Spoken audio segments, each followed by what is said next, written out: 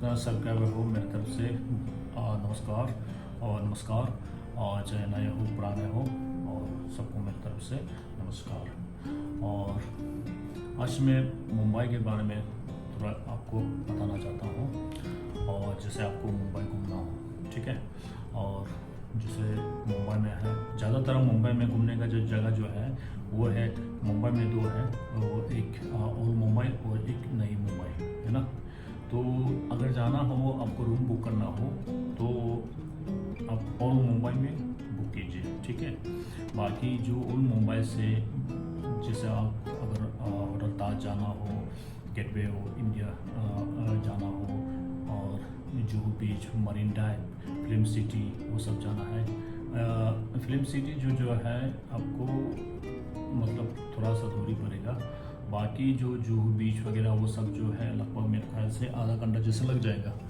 और मैं जो जगह बैठा हूँ वो नई मुंबई है, तो मेरे को काफ़ी दूर लगा।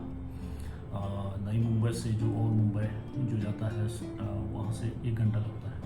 तो बेटर है आप ओल्ड मुंबई में बैठिए और ओल्ड मुंबई में रूम बुक कीजिए, और वहाँ से आपको जहाँ भी जाना हो आपके लिए आसान होगा।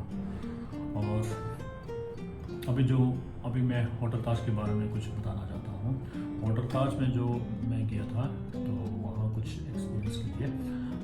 तो कैसा होगा होटल ताज, बहुत सुना था। तो होटल ताज तो वहाँ भी गया था।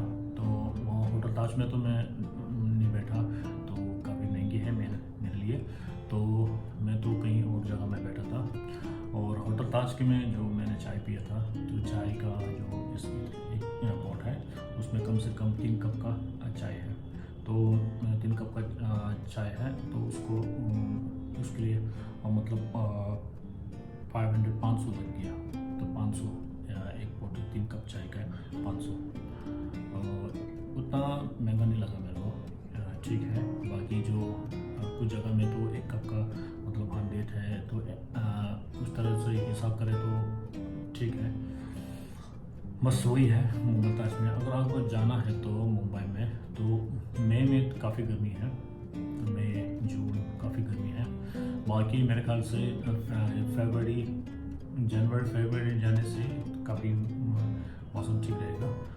बस ये मैं बोलना चाहता हूँ। इसके बाद मैं जो मुंबई में गया होटल ताज में जो किया है उसका मैं वीडियो आपको दिखाऊंगा।